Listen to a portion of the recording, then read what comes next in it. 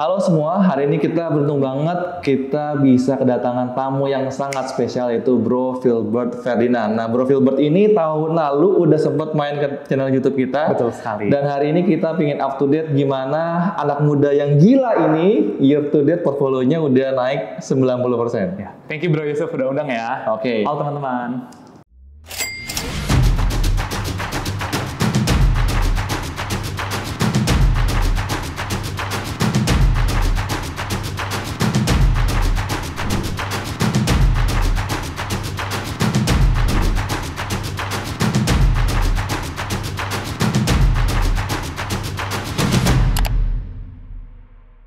Nah, BTW, buat kalian yang belum nonton video tahun lalu, kalian bisa nonton di sebelah sini. Dan hari ini kita akan melanjuti ya perjalanan seorang Filbert yang menurut gua banyak banget hal yang bisa kita pelajari dari seorang Bro Filbert.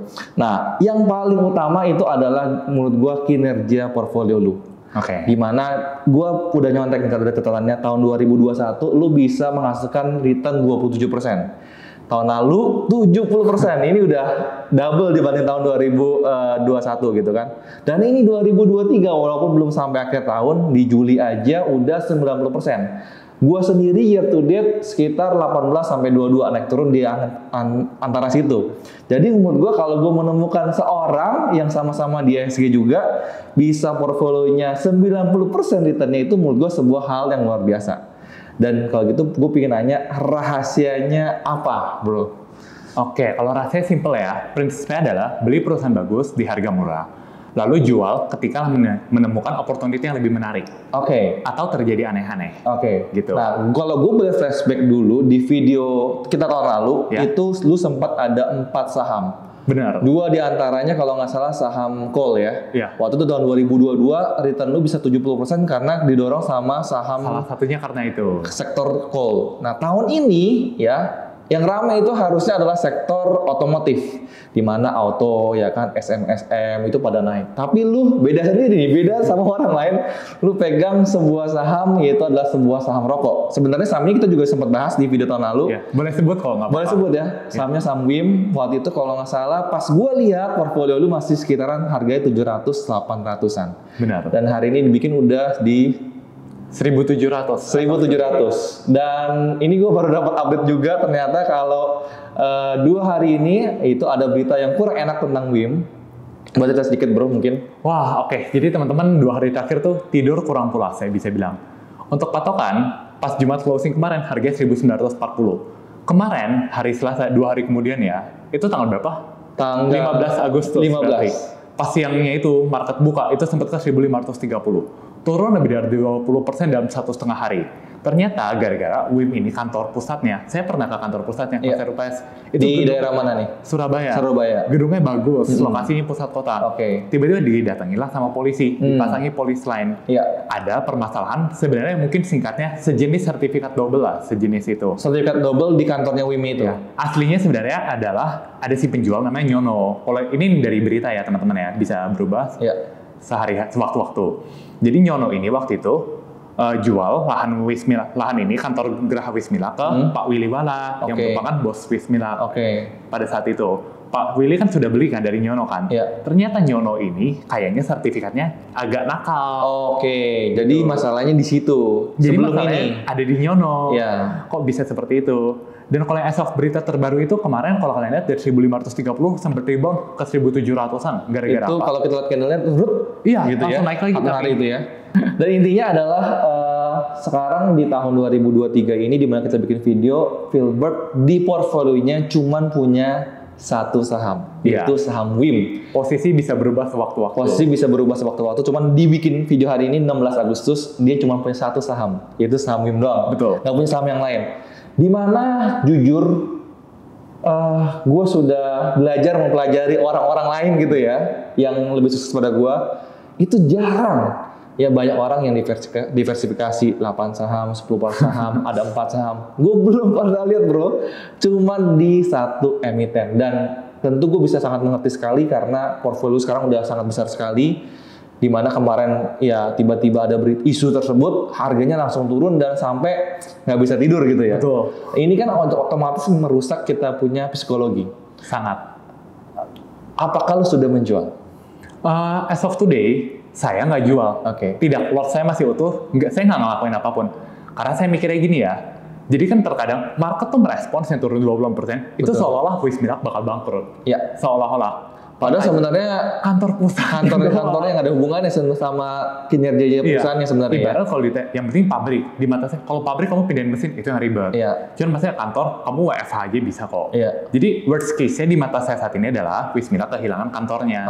Kalau kehilangan kantor solusi apa? Cari kantor baru, sewa. Pindah juga bisa. Dan ternyata kantornya itu bukan under Wismilak loh. Tapi under namanya PT Bumi, afiliasi. Jadi yang sebenarnya kalau dibilang, kantornya bakal diambil balik polisi, misalkan ya. Soalnya kan ada berita seperti itu.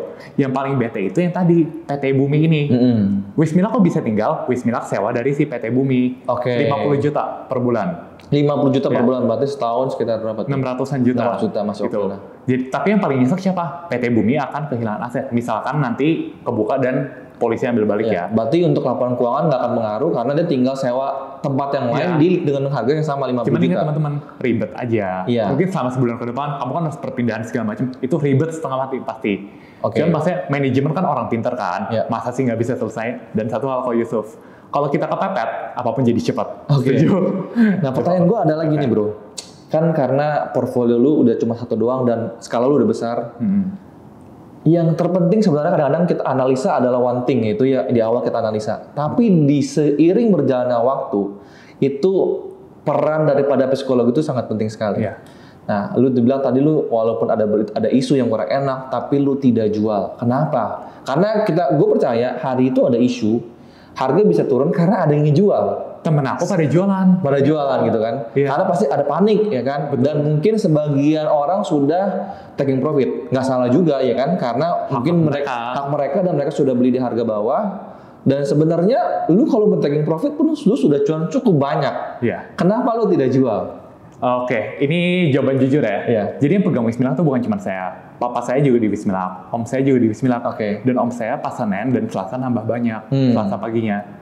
Saya pikir sesial-sialnya, saya nggak mau nusuk ini dua ibaratnya. Kenapa? Satu hal. Kenapa yang saya suruh om saya masih berani nambah mulu?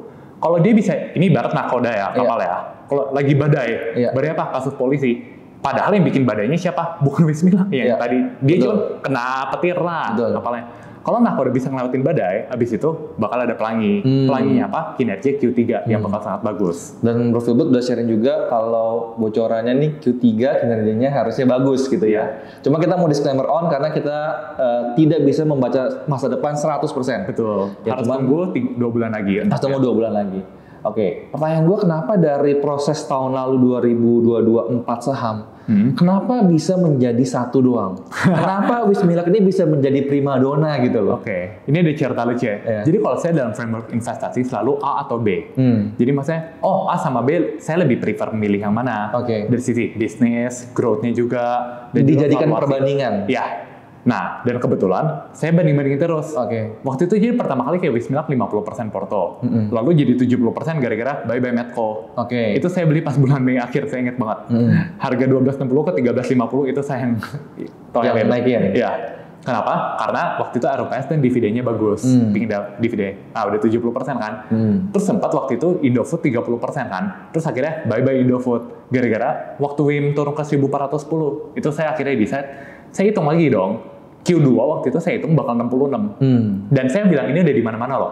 Betul. Saya udah lihat di banyak grup juga. Di banyak grup juga. Bukan cuma di grup saya bilang di grup lain bahkan Q2 bakal 66. And Q3 bakal 82. Itu hitungan sementara. Q2 kalau nggak salah 65. Realisasi 65. Itu very close lah. Sangat sama lah bisa dibilang. Nah, kalau keluar 66, saya bilang, wah harga 1.400 waktu itu menarik. Maka waktu itu bye-bye Indofood. Gitu. Jadi di saat waktu itu pilihannya adalah karena Wismilak potensinya masih lebih menarik dibandingkan saya lebih naksir sama Wismilak dibanding Indofood pada saat itu ya.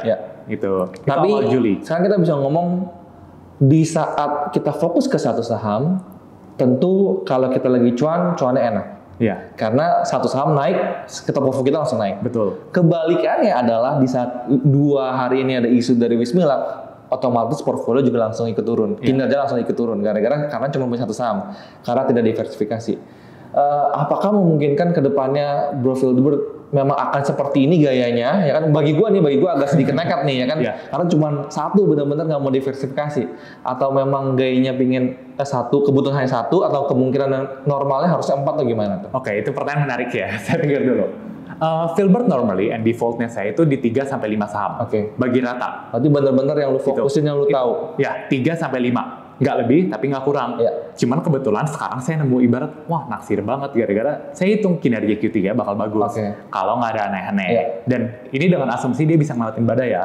Kalau badainya nggak lewat, ya posisi bisa berubah sewaktu-waktu. Karena lu mungkin lihat udah mentok mungkin, ya kan? Kalau misalkan Q3 IPS masih 60-an, berarti kan siap jual ganti. Tapi kalau Q3-nya makin naik lagi, itu kan yang kita bilang menarik kan. Betul. Apalagi kalau tahun depan bisa makin naik. Nah, gue pengen tanya adalah, otomatis saat lu membandingkan Indofood dengan Wismilak, lu tahu cara menghitung masa depannya di Wismilak. Dan Indofood juga ya. Karena kan lu bisa tahu kuantitinya, harga kita bisa tahu di Indomaret harganya pasarannya berapa gitu. Jadi gak gampang price sama quantity aja kita kaliin udah tahu nih kurang lebih seperti apa. Nah, gue pengen tanya, apakah semua perusahaan kita bisa menganalisa seperti itu? Actually, hampir semua. Asalkan kamu punya data yang tepat. Yang susah ini kualitas datanya. Saya kasih 2 patokan ya.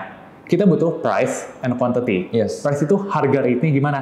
Ini yang susah setengah mati. Kalau contoh, kalau misalkan kalian pingin apa? PSSI, Nelly, Hais, kalian butuh tahu rate tongkang itu berapa. Gimana cara dapetinnya? Harus punya kenalan yang emang di usaha itu. Kalau rokok enak, tinggal naik siapa? Toko kelontong. Dan yang kedua, quantity. Kita harus tahu quantity-nya seberapa banyak sih? Kira-kira aja, nggak mesti tepat. Untuk ini kebetulan harus tahu juga siapa teman yang pelaku industri. Nah, kalau orang bilang insider, insider nggak bakal buka data kayak ginian. Karena ini rahasia perusahaan. Rahasia dapur, nggak bakal. Cari siapa? Kalian survei bisa. Oh, distributor. Kalau nggak ada siapa? Toko kelontong, agen rokok. Bro, penjualan berapa tiap minggu? Bisa dibilang, oh berapa bal tiap minggu. Dari situ kita dapat tren kan, oke penjualan lagi gimana nih? Gitu. Atau produk baru laku nggak? Kayak gitu cara taunya. Gue sedikit tambahin ya, karena gue pernah ikut RUPS sebuah perusahaan bir, di mana waktu ada salah satu orang investor juga pemegang saham, dia nanya kepada direkturnya. Waktu itu kalau nggak salah mungkin bulan 4, bulan 5 ya, bulan 4-an dia nanya, Pak, masih pegang nggak?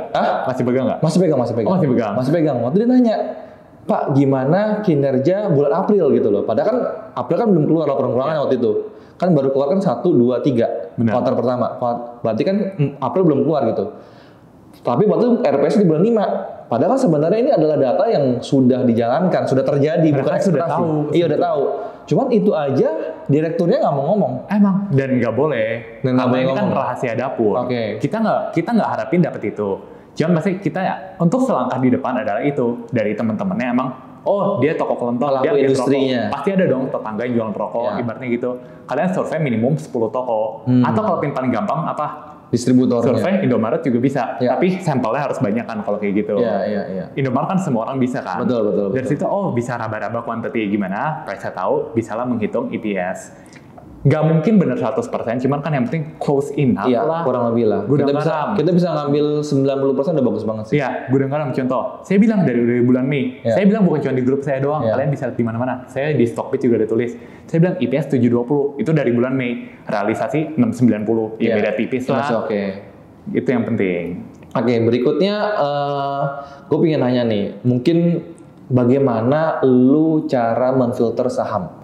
Berarti kan WIM ini kan sebenarnya ditemukan ya kan, bukan tiba-tiba kayak gue suka gue pilih gitu kan. Otomatis kan ada cara step by stepnya pilih sebuah saham yang unggul daripada yang lain. Apa alasan? Bagaimana cara memfilternya? Nah, saya minta maaf dulu ya teman-teman ya. Untuk screening, saya bukan orang yang tepat untuk ditanya. Gitu. Saya nggak pernah screening selama hidup. Kenapa? Saya selalu andalkan yang namanya personal archive. Makanya kita perlu untuk terus belajar setiap hari. Jadi makin kita belajar, kita makin cover, makin banyak company kan. Gitu. Dan yang kedua, butuh yang namanya teman-teman dan atau komunitas yang tepat. Gunanya apa? Kayak misalnya waktu itu ada teman bilang, bro, saham ini gimana? Dengan gitu, saya dipaksa untuk ngulik saham ini. Dan padahal sebenarnya lu nggak tahu saham ini atau belum menganalisa lebih dalam. Most of the time ketemunya, wah nggak red flag nih gara-gara bla bla bla ya, misal cash flow-nya negatif mulu atau apa utangnya gede banget nggak berani. Tapi ada 20% of the time yang kita ketemu, actually not bad, bagus nih. Not bad, dalam ini lanjut lah. Nah waktu itu gue kebetulan yang kayak gini. Jadi lu sebenarnya tidak sengaja memfilter, tapi lu menemukan, habis lu mendalam ternyata perusahaan ini bagus. Makanya penting tapi untuk apa? Terus belajar setiap hari.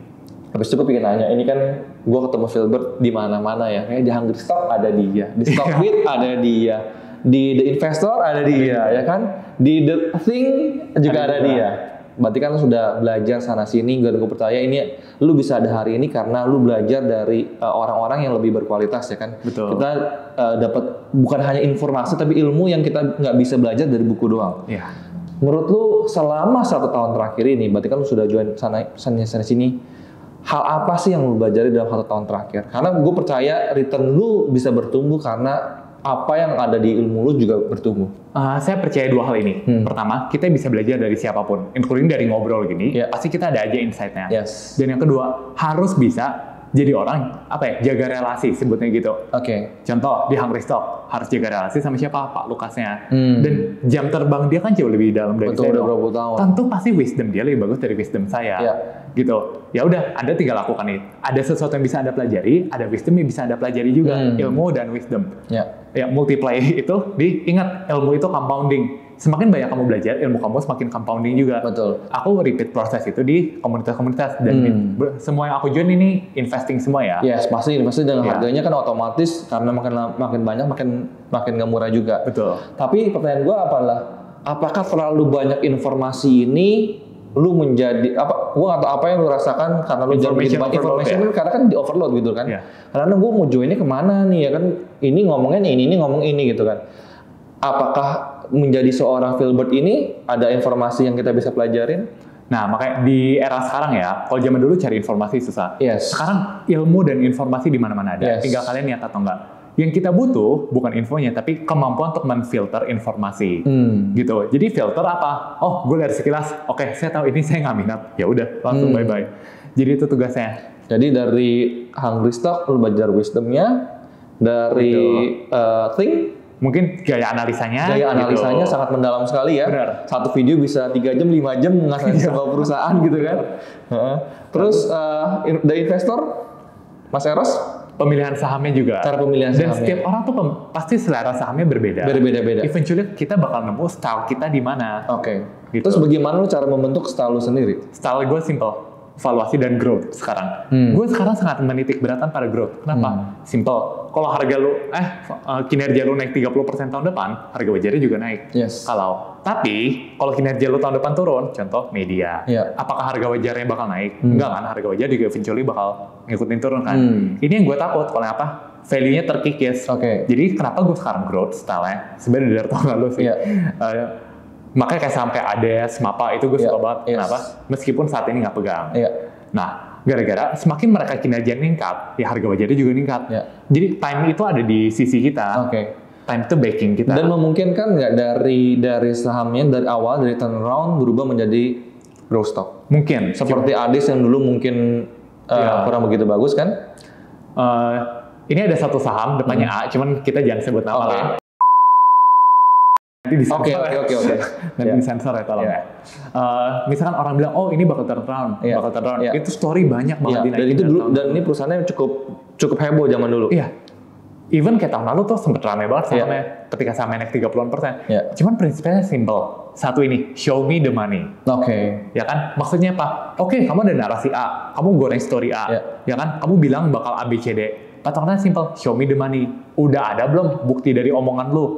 Gitu. Tercermin nggak ke laporan keuangan? Iya, kalau udah ada show me the money, kamu udah bisa lakukan, omsetnya naik 20%, 30%, sekarang jadi laba, dulu rugi. Ketika itu baru, gue bakal lirik.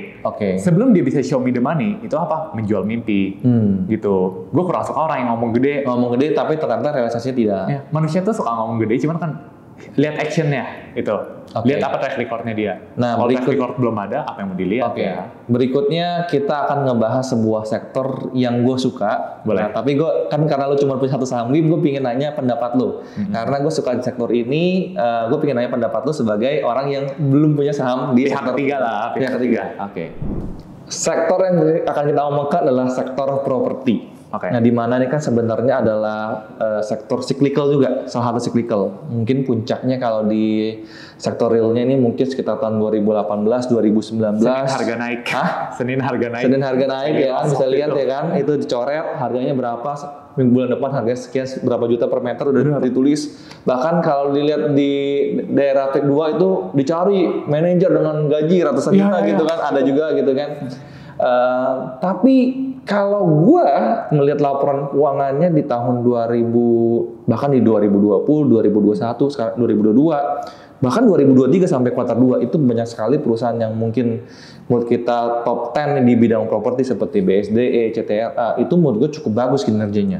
Tapi harganya nggak naik-naik nih, ya kan? Harganya masih di situ-situ. Mungkin udah naik lah, mungkin dari 800-900 sekarang BSD misalkan udah ke 1100, CTRA juga udah mulai naik kan ke 1000-an gitu kan. SMR juga udah naik, Pakuan juga dari 400-an udah 480-an, udah mulai naik cuman masih di daerah situ-situ aja. Nanggung gitu ya? Masih nanggung gitu ya, nggak bisa membuat kita profit yang wah bisa 40 bahkan sampai beggar gitu kan. Menurut lo bagaimana menurut lo tentang sektor properti, bro? Nah, kalau prinsipnya tadi apa? Show me the money kan? Itu juga dipakai sama investor lain.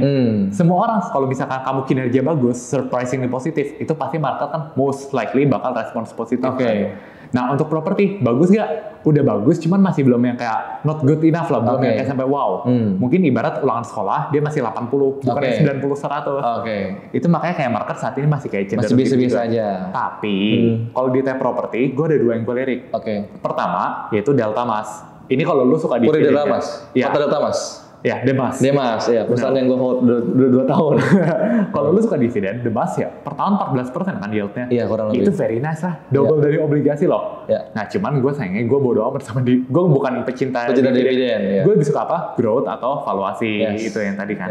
Nah, kalau bisa ngomongin itu, ada satu lagi yang menarik, itu BSDE. BSDE, ya. Nah, apa yang bikin BSDE menarik? Jadi kalau properti, kan tadi aku bilang apa? Show me the money kan? Properti, show me the money 2 years ago. Maksudnya apa? Ada yang namanya marketing sales. Kamu jual sekarang, kamu baru bisa bukukan sebagai pendapatan 2 tahun kemudian. Betul. Seringan kan gitu. Nah, jadi kita bisa trace back dong. Gimana sih marketing sales BSDE 2020, 2021, 2022? Bagus semua. Gitu. Makanya gue bilang ini kan ini bagus banget 3 ini. Tapi harganya nggak kemana-mana gitu. Iya, karena Q1 kemarin keluar bagus, Q2-nya cuman sayangnya revenue-nya nggak. Tapi kan kita nggak bisa berharap sektor properti setiap quarter naik terus. Ini kan jualan properti bukan kayak jualan kacang goreng gitu kan. Nah, makanya kalau kayak gini, kalau pengen main di properti kuncinya sebenarnya satu. Sebenarnya ini semua saham sih. Sabar-sabarnya aja lah Sabar-sabarnya aja. Karena gimana pun juga, kalau kita main di perusahaan big caps, mana bisa kita expect growth 20% per tahun kinerja? Konsisten. Itu udah bagus banget sebenarnya. Ya, kalau bisa itu udah hebat banget. Market pasti apresiasi. Nah, jadi harapannya apa? Contoh BSD ya. Q3, EPS Q1 kalau nggak salah 42, Q2 15. Kalau Q3 bisa 25, happy gak? Kalau Anda happy dengan angka itu, ya simply bisa pertimbangkan. Tapi kalau Anda bilang, biasa aja Filbert, skip kalau kayak gitu. Sabar-sabarnya aja. Sabar-sabarnya aja. Jadi, tapi nggak bisa expect boomnya kayak dulu ya. Menurut lu, kapan timingnya? Kalau menurut lu sebagai orang luar yang mungkin lu udah melirik menjadi watchlist lu, cuman lu belum masuk. Kapan timing buat lu masuk? Jujur ya? Iya. Probably enggak. Kenapa? Enggak, tahun ini enggak, tahun depan probably enggak. Karena show me the money. Gue punya growth-nya itu yang kayak greget gitu yang kayak wah. Iya. Itu. Jadi pun kalau mungkin bagus pun nggak akan bagus banget. Iya, yang kayak tadi ulangan sekolah mungkin dari 80 kamu bisa ke 83, 84. Gue pengennya kayak bisa ke 90. Jadi lu bener-bener cari yang perusahaan yang growth-nya luar biasa. Iya. Growth story lah itu intinya. Kalau gitu ada nggak bro satu pesan terakhir yang dalam 1 tahun terakhir ini kita udah tanpa disadari gue udah ketemu 1 tahun yang lalu, gue juga belajar banyak sama lu. Ada nggak sih satu pesan yang lu pengen sampaikan? 1 tahun ini gue belajar ini nih yang gue paling penting nih. Gitu. Ada nggak teman-teman? Kunci dalam investasi kalau orang bilang dulu gue pasti bilangnya adalah lu harus belajar terus bla bla bla. Sekarang gue ganti. Kunci nomor 1 adalah survive. Maksudnya gimana nih? Kalian lihat kan kayak misalnya ini, tadi Bro Yosef bilang, 2021, 2022, 2023 track record-nya kebetulan bagus kan. Itu story di belakangnya tuh banyak pahitnya. Betul. Gitu. Pas Maret kemarin, Portosnya minus 12% secara year to date. Itu malu-maluin banget loh. Jadi Maret malah turun? Iya, banding 1 Januari ke Maret minus 12%. Pusing nggak? Pusing banget. Nah, tiap orang pasti ada momen di mana turunnya. Kalau kalian belum merasakan, ya jalanin aja nanti udah pasti kalau kalian benar-benar 100% hati kalian dan uang kalian di saham, pasti ada momen down. Pasti ada momen seperti kuncinya itu. Satu, jangan sampai pas kalian down itu kalian KO atau lose hope gitu. Kunci ketika down apa? Ya, jalani hidup seperti biasa. Ya kualitas hidup mungkin nggak bisa saya happy normal ya. Pasti kayak bete, aduh saham gue turun mulu. Cuma kuncinya satu, survive itu penting. Kalau kalian bisa survive, bakal ada, ini ibarat kekeringan lah. Jangan sampai pas kekeringan tanaman kalian mati semua. Kenapa? Bakal ada momen di mana hujan, nanti tanaman kalian bakal tumbuh lagi. Makanya Warren Buffett suka ngomong kan, never lose your money. Benar. Tapi kapan hujannya? Itu yang kita nggak tahu. Makanya kuncinya apa? Sabar. Dan satu lagi, saling menguatkan. Maka penting untuk punya circle atau teman-teman yang like-minded people. Gitu. Jangan salah itu. Dan sampai di Maret 2023 kemarin minus 12%, apakah lu cut loss atau gimana waktu itu? Nah, ini story lucu. Gua cut loss ABMM di bottom waktu itu. Kalau di bottom ya. Sekarang kalau masih hold, harusnya udah cuan nih. Iya. Waktu itu gue jual di 2560. Sekarang 4100. Tapi fun fact, decision gue jual itu much better. Kalau gue masih hold, porto gue nggak mungkin sekarang. Tetap bertumbuh. Cuman karena kalau diganti WIM masih growth-nya lebih banyak di WIM. Cuman itu sakit banget pas saya jual di bottom. Kenapa? Yang kena saya, papa saya, om saya. Sekaligus ya. Iya. Member gitu. Itu nggak enak banget loh. Tapi untungnya apa? Untungnya mereka jadi kan kunci prinsipnya satu. Kalau kalian lagi untung, nggak usah kamsia sama saya. Cuman berbuatlah baik, traktirlah orang sekitar kalian. Sesimpel itu kok. Tapi kalau rugi jangan cari gua. Gitu. Kalau untung nikmatin sendiri, rugi nikmatin sendiri. Gunakan ini sebagai apa? Referensi aja. Kuncinya seperti itu. Baik lagi, setiap orang punya saham yang sama, portfolio belum tentu bisa bertumbuh sama-sama karena baik lagi psikologinya berbeda. Cara kita analisa kita berbeda, conviction kita berbeda. Mungkin gua tahu saham WIM dari Bro Filbert dari tahun lalu, tapi sampai sekarang gua nggak punya saham WIM. Siapa tahu nanti siang berubah. Ya kan, siapa tahu nanti siang berubah gitu kan. Atau gue yang berubah. Ya. Tapi intinya adalah Bro Filbert punya kepercayaan, dia bisa menganalisa, dia tahu begitu menganalisa begitu dalam perusahaan ini, makanya dia bisa pasti banget bagaimana kinerja, makanya dia berani berinvestasi hampir seluruh kekayaannya. Semua kekayaan di. Saya cuma ada dana darurat di sini. BTW sering berjalannya waktu, zaman dulu kan lu masih ngeles matematika, lu masih nambah duit. Sekarang masih nggak? Masih. Jadi setiap ada duit, lu tetap nyemplungin terus. Les matematika wajib. Masih wajib. Gue pikir mungkin sekarang lu sudah berubah, lu sudah kaya gitu, yaudah nggak usah lah, ini uang kecil gitu. Sebenarnya state dividend for living udah dicapai tahun lalu. Cuman menurut gua, ya tujuan hidup apa? Bermanfaat untuk sekitar kan. Ngajar itu berkahnya gede loh. Itu jangan underestimate. Lu dibayar dan lu bermanfaat untuk murid lu. Murid lu tambah pintar, orang tua seneng. Ya ini perfect job. Apalagi lu tau gurunya, wah ini guru gue luar biasa. Berarti satu tambahan terakhir dari gue pengen tanya, lu umur 23 tahun ini? Betul. Umur 23 dengan apa yang lu punya sekarang, menurut gue mungkin nggak banyak orang yang benar-benar pakai uang sendiri, bukan pakai orang tua ya, bisa menghasilkan kekayaan seperti ini tidak banyak. Ya mungkin di Indonesia nggak lebih dari 1000 gue rasa.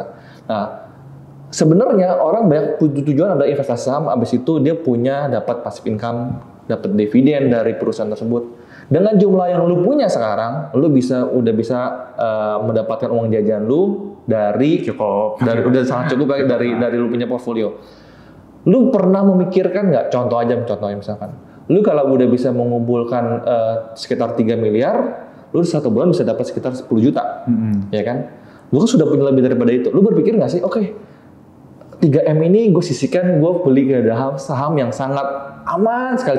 Contoh aja misalkan seperti BBRI, BCA yang rutin bagi dividen, tapi yang gue tahu nih, atau ICBP yang gue amankan, abis itu ya sisanya baru gue investasikan untuk portfolio gue. Tapi 3M ini atau 4M ini obligasi atau beli obligasi untuk mengamankan untuk mendapat dividen. Lu pernah kepikiran ke sana nggak? Until now ya, saat ini belum. Kenapa? Mungkin karena risk profile gue tinggi dan gue kan soalnya belum nikah. Ketika orang sudah berkeluarga, pasti pola pikirnya berubah. Itu pasti banget. Mungkin lu baru mulai menyisihkan portfolio sebagian untuk ke arah sana. Iya, karena sekarang ibaratnya diri gue masih gue sendiri. Jadi jujur gue masih belum kepikiran kayak misal cari saham yang lebih aman atau apa. Percaya masih simple. Apa yang paling menarik di mata gue, detik itu hajar. Kalau ada nama yang lebih menarik, langsung bye-bye, pindah ke B. Hajar. Ya tapi memang sih kalau gue lihat dari return year to date karena udah 90%. Mau WIM ini turun 15-20 pun masih sangat-sangat quite good banget sebenarnya. Jadi ya resiko lu udah hampir tidak ada sebenarnya. Karena statusnya lu udah beli. Cuma beli tetap nyesek lah pasti. Tetap nyesek ya. Karena ini manusia tuh kalau misalnya ibarat ini ada yang bilang nih waktu itu, Tuhan beri kamu anak. Ini yang bilang Chris Angkasa. Lalu kalau Tuhan ambil balik anaknya, kamu bakal sakit setengah mati. Yes. Nah kayak gitu kan. Bisa kamu pernah atas terus turun dikit, bisa masih tinggi, itu pasti nyesek banget. Oke. Ada nggak tips yang selama lu ngerasain 2 hari ini karena gara-gara nggak bisa tidur? Iya. Apa yang lu lakukan supaya psikologi lu jadi jauh lebih tenang gitu? Oke, saya kasih tahu ya. Kenapa saya bisa? Iya. Saya hold. Karena kata dia cerita sama gue katanya dia main golf tapi dia nggak bisa fokus gitu. Ya, saya tadi main golf hancur banget tuh ya. Cuman di luar itu pikiran pasti ada bullshit lah kalau orang berkata pikiran. Cuman kenapa masih ada psikologi untuk hold? Karena satu, saya kan nggak ngerti hukum. Iya. Cuman logiknya kalau kamu pengusaha yang udah lebih umur 40 plus pasti lebih ngerti hukuman. Nah, kan ada komunitas grup kan 500-an member. Itu ternyata ada beberapa yang ngerti hukum. Habis itu diceritain, oh ternyata ini aman. Tiap kali ada berita apa-apa, dan kita menit pertama langsung paling update. Saya berani klaim itu. Menit pertama, ada yang refresh doang dari itu tiap 10 menit. Jadi di situ lu tahu ternyata perusahaan yang investasi ini masih sangat aman sekali. Jadi apa ya? Saya bisa tahu duluan story-nya apa. Gue boleh simpulkan, apa yang bisa membuat lebih tenang adalah lu tahu apa yang lu beli. Informasinya ternyata kinerja masih bagus, nggak ada berhubungan dengan perusahaan yang lu investasikan, jadi lu masih tetap bisa tenang di perusahaan ini. Dan ibarat saling menguatkan. Itu penting. Saling menguatkan tuh saat bad times. Karena kalau mau rugi mungkin rugi rame-rame gitu jadinya. Saat good times ya kalian sendiri udah happy. Saat bad times ya itu paling perlu saling menguatkan. Penting banget. Oke, thank you banget bro Philbert udah main ke channel ini. BTW, lu kalau nggak salah ada namanya Philbert Game Plan. Iya. Lu mungkin boleh jelasin sedikit buat teman-teman yang mungkin pingin belajar sama lu, boleh ceritain sedikit. Jadi kita ada komunitas saham. Kalau waktu itu yang terakhir tahun lalu gue datang mungkin member masih 100-200. Sekarang puji Tuhan ada 500-an member. Ada growth 500% berarti itu. Beruntung lah. Siapa tahu nanti lu balik. Iya. Nah, jadi di Philbert Game Plan tuh kalau kita iklan di IG Ads, itu bilangnya, oh open portal bla bla bla, itu kan selling point-nya, jadi orang bisa lihat. Cuman saya menekankan, bukan cuma itu hanya one of many loh, open portal. Lalu kita tiap bulan ada watchlist saham yang menarik, dan best buy-nya berapa, and reason-nya juga kenapa. Contoh, Gudang Garam di bawah berapa menarik karena bla bla bla. Yang ketiga apa? Ada PDF bulanan. Ini PDF, kalian bisa belajar banyak dari sini. Karena lu yang bikin sendiri tesisnya berarti? Nah, semua itu saya kerjaannya sendiri. Kita nggak ada hire siapa-siapa kok, editor doang. Nah, saya pinginnya jadi apa? Punya environment di mana kita bisa sama-sama belajar bersama. Kalau orang lain bisa promote cuan bersama, saya bilang enggak. Aku pingin kita belajar bersama. Saya belajar, kalian belajar, kita sama-sama grow. Gitu. So buat teman-teman yang pengen belajar sama Philbert, boleh join Philbert Game Plan. Gue bakal taruh linknya di deskripsi di bagian bawah. Sampai ketemu di video berikutnya. Salam cuan dan bye-bye.